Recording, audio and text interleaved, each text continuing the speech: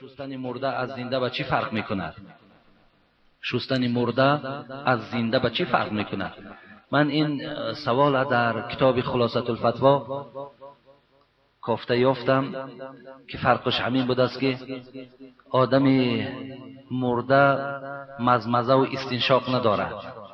مثلا چگونه آدم زنده آب در بینی میگیریم، آب در دهان میگیریم، آدم مرده ندارد، فقط مسح بالای دهان و بینی او میکنیم. دوم، در فتاوای خلاصه می آید که آدم وقتی جنوب می شود اول دستهاش می شوید، لیکن برای آدم مرده این است که اول روی وی شسته شود. سیوم می گوید مرده را در حالت شستن وقتی وضو می دراریم ما و شما در برابر وضو پایهاش می شوییم، لیکن آدم جنوب وقتی که غسل می کند پایها را بعدی آوازی کردن می شوید. چهارم فرق این بود است که آدم مرده را مسح سر نمی کشند و آدم که وقتی در جنابت مبتلا شود می گوید در ظاهر روایت این است که باید موی سرش مسح کشد به خاطر نماز خواندن. این بود است فرق بین این شستن مرده و شستن آدم زنده. لیکن یک چیز فراموش نکنیم برادر عزیز، مرده‌شویی دعا ندارد، مرده‌شویی یگان آیت خوانی ندارد. ولی بسیاری مردم ما در حالت مرده‌شویی آیت قرآن میخوانند، گناهکار میشویم. آیت قرآن نزد مرده شستن وجود ندارد برادرای عزیز. ببین حتی اطراف در بالای قبرش خواندن آیت اینقدر کشاکش و اینقدر گویم بعضی هاش به خواندن و بعضی هاش به نخواندن رفتن. آیا کجا دیگر بالای مرده عریانی که آیت قرآن میخوانند؟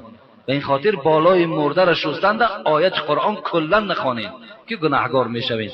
لیکن وقتی اگر میخواین یگان چی گوین و بسم الله الرحمن الرحیم آغازش کنین، همین بس از کفایت میکند.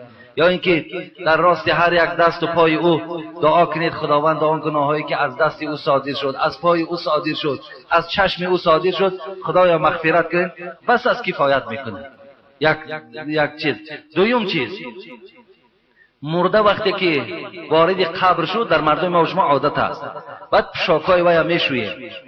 همین هم از اسلام نیست. در همین خنوکی نمیدانم برادرها همینجا باشن نباشن، یک برادر از دنیا گذشت تا پلتاهایی که نوان پلتاهاش میشویه.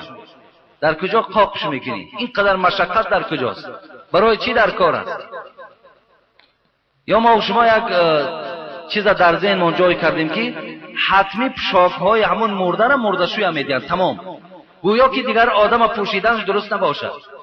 آخه تد میگذرد، برادرت میگذرد، پشاک های وی برای شما درست است، همون مرده‌شویی 50 سومای 100 سومای راضیش کنی نمیشه. چردیس که لباسای او را دید بگذار همون لباسا را بچه‌هاش پوشن، زنک باشد دختراش پوشن، دادراش پوشن، او یگان گناه ندارد لباسی او.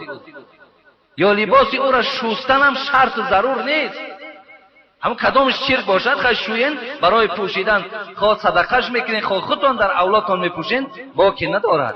این چیزهای بیهوده را در مینه سرتان جای نکنین. بعد دک سفید کنی سر میشود و بعد لباس شویی سر میشود. همه اینا خرافاتن، همه اینا اساس یگان باور کردین، یگان اساسای علمی ندارن.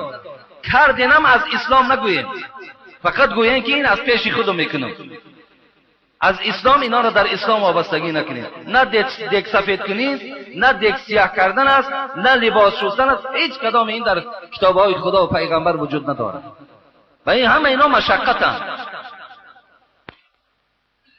خداوند عاقبت همه ما و شما را بخیر کند و برادرایی که برای ما سوال ارسال کردند و سبب نگاه کردن کتابها شد.